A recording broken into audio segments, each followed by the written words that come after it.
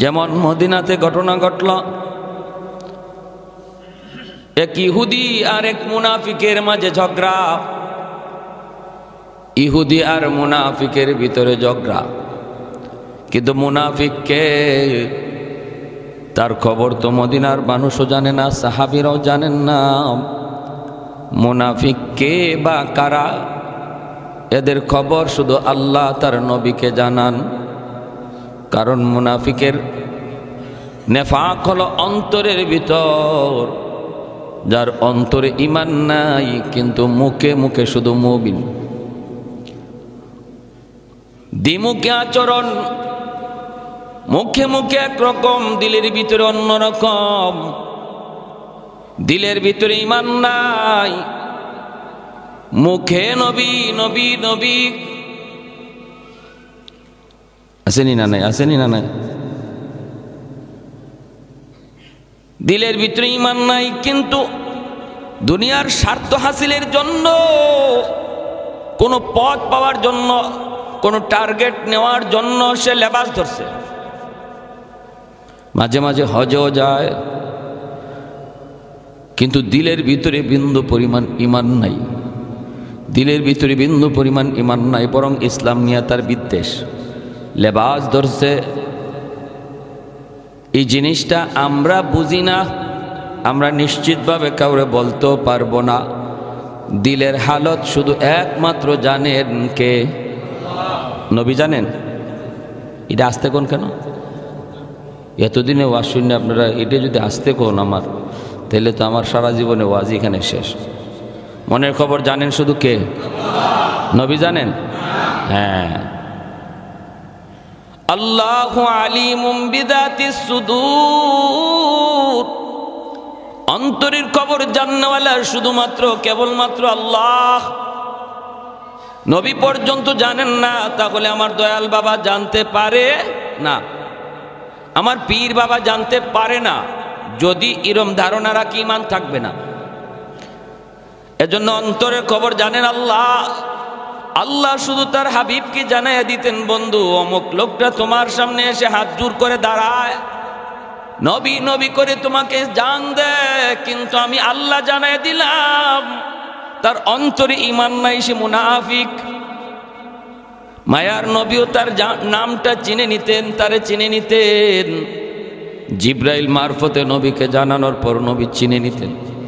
এই কথাটা আল্লাহর নবী কাউকে বলতেন না। ও যে মুনাফিক, নবী তার সাহাবীদেরকে বলতেন না, কিন্তু নবী জানতেন ঠিকই। একমাত্র একজন সাহাবীর কাছে মায়ার নবী ইন্তেকালের আগে নবী ওই মুনাফিকদের তালিকা তিনি একজন সাহাবীর হাতে দিয়ে গেছিলেন, আর বলেছিলেন তুমিও কারো কাছে বলবা না, তুমিও কারো কাছে বলবা না, শুধুমাত্র ইন্তেকাল যদি হয় ওদের কেউ ইমানদার মুমিনকে বলবা, যেন জানাজায় শরীক না হয়। শুধু এতটুকু। কারণ এর আগে যদি বলো বিপদ হতে পারে, হামলা হতে পারে, তার কেউ ক্ষতি করতে পারে। যাহারে বেঈমানের বেঈমানি, এত বড় বেঈমান, এ আমাদের সাথে থাইকা বেঈমানি করে। না না, আল্লাহর নবী দরদে নবী, মানবতার নবী, কি মানবতা শিখায় গেছেন। দুশ্মন পাশে বসে দুশ্মনী করে, এরপরও আল্লাহর নবী তার কোনো ক্ষতি করেন না, তার সাথে কোনো উচ্চ বাক্য করেন না, সতর্ক থাকেন। যেরকম সুবহানাল্লাহ। কি মানবতা শিখাইবা তোমরা? তোমরা কি দেখাবা, কি শিখাবা? শিখে যাও ইসলাম থেকে মানবতা কাকে বলে।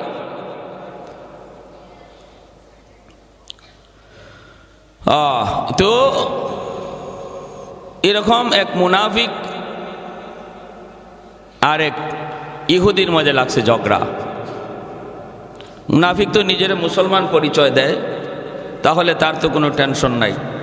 ইহুদি কইতেছে চলো আমাদের নেতার কাছে যাব না, বিচার তোমাদের নেতার কাছে নিয়ে যাব, মুহাম্মদুর রাসূলুল্লাহর কাছে। কারণ মদিনায় ইহুদিরা কাব ইবনে আশরাফ তাদের লিডার, তার কাছে যেত না বিচার নিয়া ইহুদিরাও তাদের নিজস্ব বিচার মুহাম্মদুর রাসূলুল্লাহ সাল্লাল্লাহু আলাইহি ওয়াসাল্লামের কাছে হাজির হইতো মদিনার ইহুদিরা। কারণ ওরা জানতো যে মুহাম্মদুর রাসূলুল্লাহ বিচার করার ক্ষেত্রে কে কোন ধর্মের, কে কার ভাই, কে কার ছেলে, কে কার দুলাভাই, এগুলা মুহাম্মদুর রাসূলুল্লাহর কাছে নাই। এটা ইহুদিরা ভালো করে বুঝতো, এজন্য ওরাই ওদের নেতা বাদ দিয়া নবীজির কাছে বিচার নিয়ে হাজির হইত। এই মদিনার ইহুদি সেই প্রস্তাব দিতেছে, চলো মুহাম্মদুর রাসূলুল্লাহর কাছে যাই, তোমাদের নবীর কাছে যাই। সে তো খুশি মুনাফিক, তার তো কয় ঠিক আছে চলো। এসে বিচার শুনাইছে, আল্লাহর নবী সব কিছু শুনে রায় দিয়ে দিয়েছেন ইহুদির পক্ষে। কারণ নবী দেখতেছেন ইহুদি ন্যায়সঙ্গত, ন্যায়ের পক্ষে, আর সে অন্যায় করছে। ওই সময়টা তো এই লোকটা যে মুনাফিক এটা আল্লাহ নবী জানেন না। তখনও এই লোকটা যে মুনাফিক আল্লাহ নবী জানেন না, মানে আল্লাহ জানান নাই। নবী তখনও জানতেন নবীর সাহাবি, তখনও নবী জানতেন উনি মুসলমান আর ইনি ইহুদি, একজন সাহাবি আর একজন ইহুদি, নবী তাই জানতেন। এ সত্য নবীজি বিচারের রায় দিলেন ইহুদির পক্ষে আর সাহাবির বিপক্ষে। এই রায়টা দেওয়ার পরে ও বলতেছে যে ঠিক আছে চলো বের হই। তখন বাইরে আসছে, আয়সা মনে মনে ভাবতেছে যে নবী হয়ে আমার বিপক্ষে রায়টা দিয়ে দিল, ওই যে মুনাফিক যে, এই জন্য যে নবীর রায়টারে মানতে পারতেছে না। কয়েক কাজ করো, চলো উমরের কাছে যাই, চলো উমরের কাছে যাই।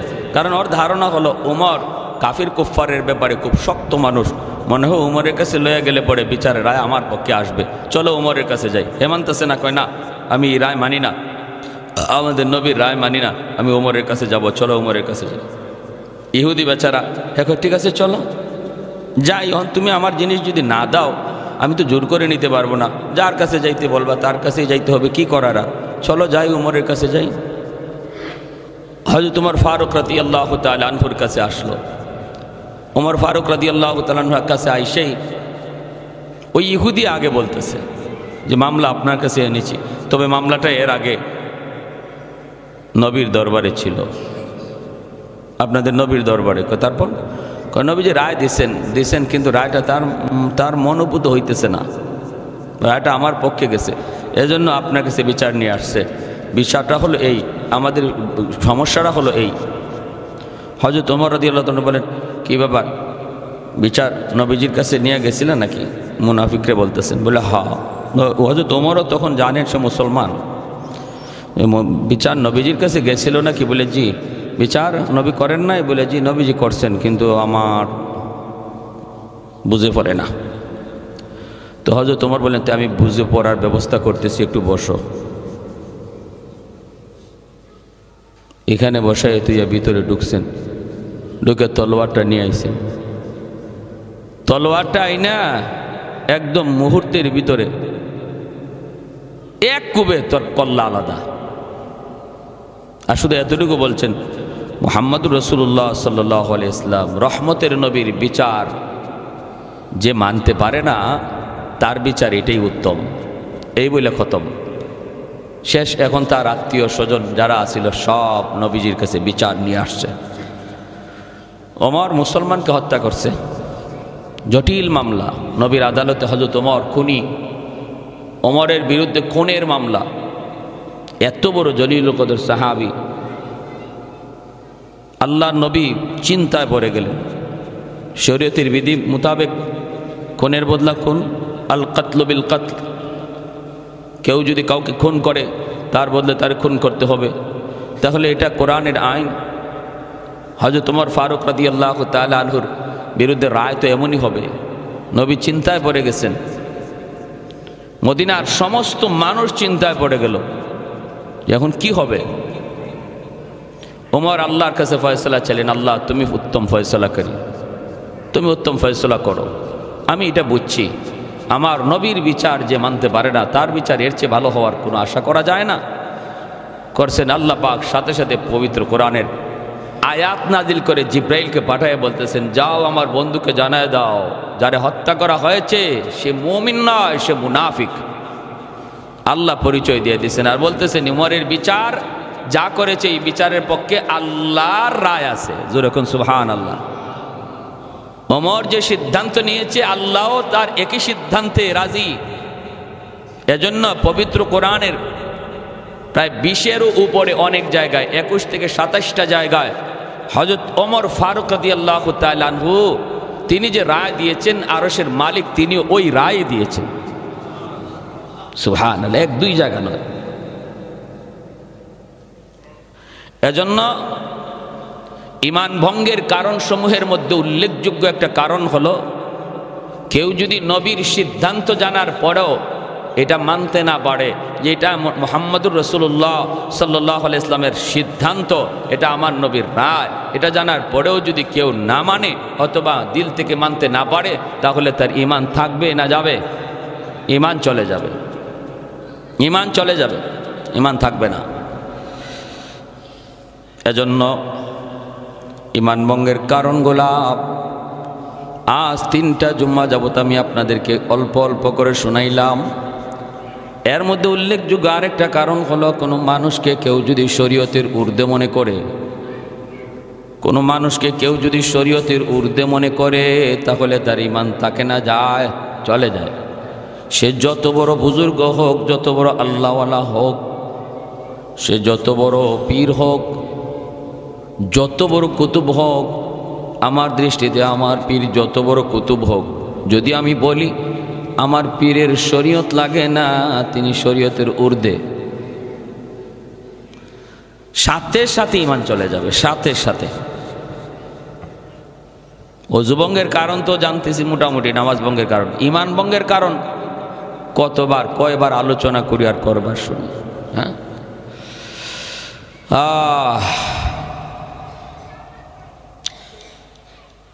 ভাইরা আমার, এজন্য বলতেছিলাম আল্লাহর নবী, রহমতের নবী, মায়ার নবী, আল্লাহ নবী, রহমতের নবী, মায়ার নবী, যে সিদ্ধান্তগুলা, নবীজির যেই মত, এই মতটাকে নিজের মত মনে করা, নবীর পথটাকে নিজের পথ মনে করা, নবীর তরিকাকে নিজের তরিকা মনে করা, নবীর তরিকার চেয়ে অন্য কোনো তরিকাকে যদি আমি বেশি পছন্দ দেই, নবীর তরিকার চেয়ে অন্য কোনো তরিকাকে যদি আমি বেশি দিলে জায়গা দিই, তাহলে ঈমান খতরার ভিতরে আছে, প্রচণ্ডভাবে খতরার ভিতরে আছে। ভাইরা, জন্যই সর্বদা খেয়াল রাখা, আমার এত বড় দৌলত, দৌলতে ঈমান, আল্লাহ আমাকে এত মায়া করে, এত দয়া করে আল্লাহ আমাকে দিয়েছেন, যার জন্য কোনো দরখাস্ত ছিল না, যার জন্য কোনো আবদার ছিল না, যার জন্য আল্লাহর কাছে আমার কোনো ধরনের অ্যাপ্লিকেশনও ছিল না। এত দয়া করে, এত মায়া করে যেই মালিক আমাকে এত বড় দৌলত আমাকে দান করলেন, সেই দৌলত যেন হেফাজত থাকে। কারণ যে জিনিস যত দামি হয়, এই জিনিসের ডাকাত তত বড় হয়, ঠিক না? যে জিনিসের যত মূল্য বেশি হয়, এই জিনিসের ডাকাত তত এক্সপার্ট হয়। গ্রামের চুর আর ব্যাংক ডাকাত কোনোদিন এক নয়। গ্রামের চুর অশিক্ষিত, ও চিনে না, আর ব্যাংক ডাকাত সে কম্পিউটার চালানি ভালো করে জানে, ঠিক না? লক কেমনে খুলতে হয় ওটা ভালো করে জানে। এই সাধারণ কোনো শিক্ষিত নয়। এজন্য যে জিনিস যত দামি হয়, এই জিনিসের ডাকাত তত বড় হয়, এই জিনিসের চোর তত অভিজ্ঞ হয়। এই দুনিয়ার সবচেয়ে বড় দৌলত যেহেতু ঈমান, এজন্য ঈমানের ডাকাত হলো দুনিয়ার সবচেয়ে বড় পাওয়ারফুল।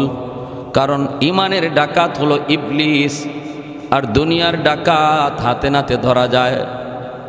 মালের ডাকাত, টাকা পয়সার চোর হাতে নাতে ধরা যায়, কিন্তু ঈমানের ডাকাতকে হাতে নাতে ধরা যায় না। দুনিয়ার চোরকে দেখা যায়, কিন্তু ঈমানের চোর আর ডাকাতকে দেখাই যায় না। তাহলে এটা কত বড় ডাকাত!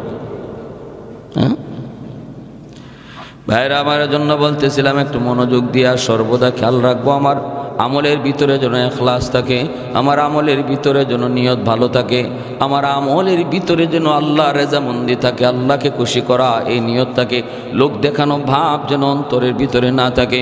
আব্দুল্লাহ ইবনে মুবারক রহমাতুল্লাহি আলাইহি তিনি হজে গেলেন, আল্লাহর ঘর আল্লাহর ঘর বাইতুল্লাহর সামনে তিনি একটু ঘুমাইলেন। ঘুমন্ত অবস্থায় স্বপ্নে দেখেন দুইজন ফেরেশতা একজন আরেকজনকে ডাক দিয়ে বলতেছে, এই বছর কি পরিমাণ লোক হজে আসলো একটু বলো। একজনে কয় 6 লক্ষ হাজি হজ করতে আসছে, আর একজনে কয় এর ভিতরে কয়জন মানুষের হজ কবুল হয়েছে, আর একজন কয় না 6 লক্ষ হাজির ভিতরে একজনের হজও কবুল হয় নাই, একজনের হজও কবুল হয় নাই। আব্দুল্লাহ ইবনে মুবারক রহমাতুল্লাহি আলাইহি তিনি লাফ দিয়ে উঠে গেলেন।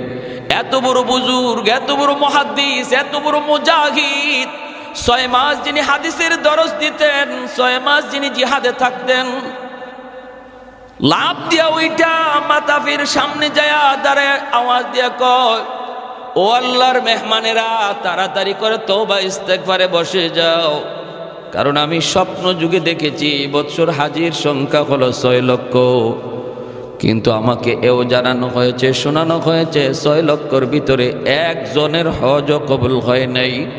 তোমরা তাড়াতাড়ি করে আল্লাহর কাছে তওবা ইস্তেগফারে বসে যাও। আবার তিনি মাতাফের মধ্যে ঘুমায় পড়লেন।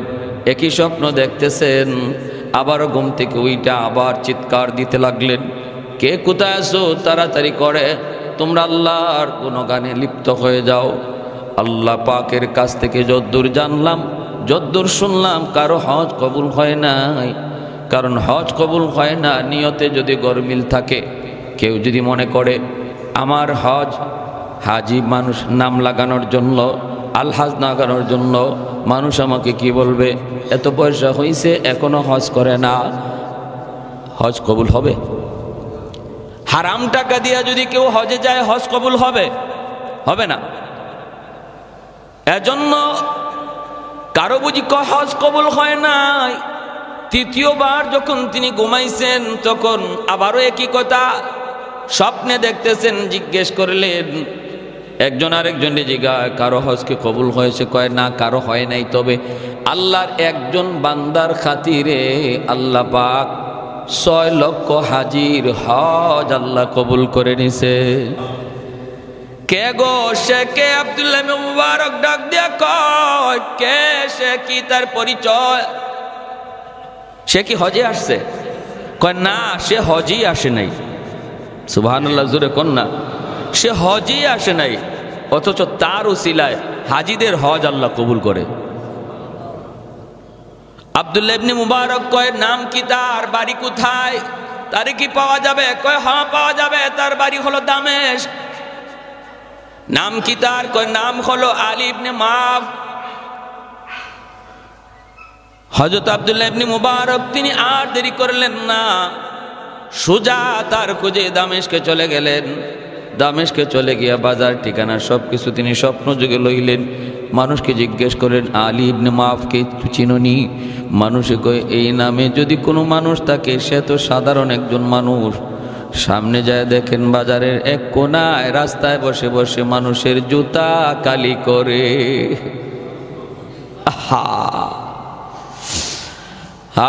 আর আমরা হালাল কোনো কাজ, সেটা যদি ছোট্ট হয়, নিম্নমানের হয়, আমরা এটা ঘৃণা করি। মানে এই কাজ করে, রিক্সা চালায়, ওই মুদির দোকানদারি করে, এটা করে। কি মনে করলা তুমি? আহারে, তুমি টেবিলের নিচে লক্ষ টাকা ঘুষ খাওয়ার চেয়ে একজন রিক্সাওয়ালা ভাই সারাদিনে 200 টাকা কামাই করে, তার দাম আল্লাহর কাছে তুমি কোটিপতির চেয়ে অনেক গুণ বেশি। ইন্না আকরামাকুম ইনদাল্লাহি আতকাকুম। পয়সা আল্লাহর কাছে সম্মান বাড়ায় না, সম্মানী করে না। ক্ষমতা মানুষের আল্লাহর কাছে সম্মানী বানায় না। আল্লাহর কাছে সম্মানী হতে হয় তাকওয়ার দ্বারা, খোদা ভীরু দ্বারা। যে মানুষ হারাম খায় না, হালাল পথে চলে, কষ্ট হলো, আল্লাহ বলেন তার অন্তরে আমি আল্লাহর ভয়। আর সে মনে রাখবা তোমাদের মধ্যে সবচেয়ে সম্মানী মানুষ লোভ করে না হারামের দিকে। এজন্য আমার নানা শ্বশুর আজকে দুনিয়াতে নাই, আমার শ্বশুরও তো নাই। এখানে বসে কতদিন বয়ান করলেন আমার শ্বশুর। আল্লাহ পাক দুজনকে জান্নাতের আলা মাকাম দান করুন। আমার নানা শ্বশুর যিনি ছিলেন 50 বছর বুখারী শরীফ শুধু পড়াইছেন। 50 বছর বুখারী পুরা মুখস্থ হয়ে গেছিল। আমি শেষ বয়সে আমার বিয়ের পরে 6 মাস পাইছি। ওই পাইছি যখন, তখন সব সময় হুঁশ থাকতো না, মাঝে মাঝে হুঁশ আসতো, আবার মাঝে মাঝে হুঁশ চলে যেত।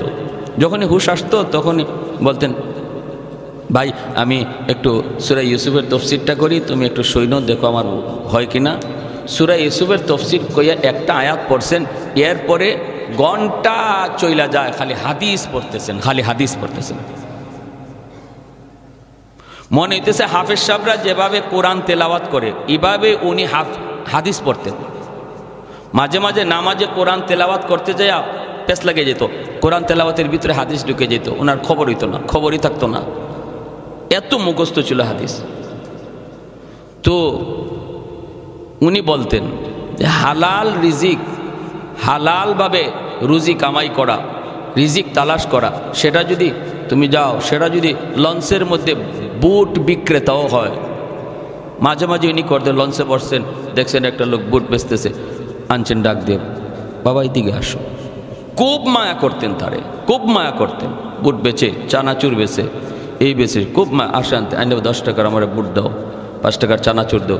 পাশে যারা থাকতো, দেখো দেখো তার এই কষ্ট করে এই যে রুজিটা করতেছে, এটা 100 বিন্দু পরিমাণ কোনো ভেজাল নাই, নির্ভেজাল হালাল টাকা। মাঝে মাঝে উনি নিজে এত বড় মুহাদ্দিস, বাজারের মধ্যে আতর নিয়ে বসে যাইতেন, আতর বিক্রি করতেন রাস্তায়। মানুষ হুজুর হুজুর এটা কেমন লাগে, তোমার কেমন লাগে লইয়া তো আমি দুনিয়াতে চলবো না, আমারে এখানে আতর বিক্রি করতে দেখতেছো, তোমার কেমন লাগে, তোমার কেমন লাগে লইয়া আমি দুনিয়াতে চলবো না। তুমি পোষাইলে আমার কাছে আতর নিবা, নিলে 10 টাকা দাও, আতর নিয়ে বাগো। এই সে অবস্থা, তারা এইভাবে চলে গেছেন দুনিয়াতে। তো উনি বলেন যে গিয়া দেখেন যে এরকম মুচি, কি ভাই আমি তোমার মেহমান হতে পারি, কে আপনি? বলে আমি আব্দুল্লাহ ইবনে মুবারক। এই লোক তো অবাক হয়ে গেছে, আল্লাহু আকবার, আপনি জগতের বর্তমান জমানার সবচেয়ে বড় মুহাদ্দিস, আমার কপাল, আমার ভাগ্য, আপনি এখানে। বলে চলেন আপনাকে মেহমানদারি করব। তারপরে বলতেছেন যে ভাই তোমার এমন কি আমল আছে একটু কও। কি সে? তুমি হজে যাও নাই, কিন্তু তোমার উসিলায় 6 লক্ষ হাজির হজ আল্লাহ কবুল করছে। ঘটনা কি? সে সেজদায় পড়ে আল্লাহর কাছে কাঁদতে শুরু করছে। আলী ইবনে মুআফ আল্লাহর কাছে কাঁদতেছে সেজদায় পড়ে, আর বলতেছে যে আমার তেমন কোনো আমল নাই, তবে আমি আমার এই কর্ম থেকে কিছু টাকা জমাইছিলাম আমি হজে যাওয়ার নিয়তে। আজকে কয়েক বৎসর যাবত একটা থলিতে, আমি যখন ওই থলিতে টাকা জমাইছি হজে যাব, তো একদিন আমার বিবি সাহেবের এরকমভাবে গোশত খাওয়ার খুব প্রয়োজন, গোশত খাওয়ার খুব ইচ্ছা জাগছে, কিছু নাই ঘরে। তো আমি পাশের বাড়িতে একটু গোশত আনার জন্য গেলাম, ঘ্রাণ পাইলাম, ওই বাড়িতে গোশত রান্না হয়েছে। গিয়ে ওই মহিলাকে বললাম, মাগো একটু গোশত দিবা, আমার বিবি খাইতে চায়। তখন ওই ঘর থেকে মহিলা কান্দে আর বলে, এই গোশত তোমার জন্য হালাল নয়, এই গোশত শুধু আমার জন্যই হালাল। কেন? আমার ঘরে আজকে অনেকগুলি এতিম, বাবা তাদের নাই, কয়েকদিন যাবৎ উপবাস, বাচ্চাগুলি পেটের ক্ষুধায় একদম কাতর হয়ে বিছানায় পড়ে গেছে। নিরুপায় হয়ে আমি এর ঘর থেকে বের হইয়া ওই হাওরে যাইয়া একটা মরা গরু পাইয়া, মরা গরুর গোশত কাইটা, যান বাঁচানোর জন্য যেহেতু মরা গরুর গোশত খাওয়া যায়, এজন্য ওই গোশতটা আইনা পাকাইছি। এটা শুধু আমার আর আমার এতিম বাচ্চাদের জন্যই সেটা হালাল, তোমার জন্য হালাল নয়। এতটুকু শোনার পর আমার চোখ দিয়ে দর দর করে পানি পড়ে, দৌড়ে ঘরে আসলাম। আইসে যে টাকা জমাইছিলাম হজে যাওয়ার জন্য, এই টাকাটাই আমি পুরাটাই এতিমকে দান করে দিলাম। সুবহানাল্লাহ, সুবহানাল্লাহ। এজন্যই মুহাদ্দিসিনে কেরাম বলেন, যার উপরে একবার হজ ফরজ হয়েছে তার উত্তম একবারই করা, এরপরে বারবার উমরায় যাওয়া। বাকি এরপরেও যদি তোমার টাকা থাকে, ওই হজে যাওয়ার টাকাটা যদি কোনো এতিমকে সাহায্য করো বা এতিমকে দেখাশোনা করো, এটা আল্লাহর কাছে অধিক প্রিয় হয়। মানুষের সেবায় যদি টাকাটা ব্যয় হয়, প্যারে হাদিরিন, এজন্য বলতেছি আমার ঈমান তখনই মজবুত থাকবে যখন আমলের মধ্যে ইখলাস থাকবে। আমলের মধ্যে যখন ইখলাস থাকবে তখনই আমার ঈমানটা মজবুত হবে। আল্লাহ আমাদের সবাইকে অল্প কথাগুলো আমল করার তৌফিক দান করুন। ওয়া আখির দাওয়ানা আলহামদুলিল্লাহি রাব্বিল আলামিন। যারা সুন্নত পড়ি নেই 4 রাকাত ক্বাবলা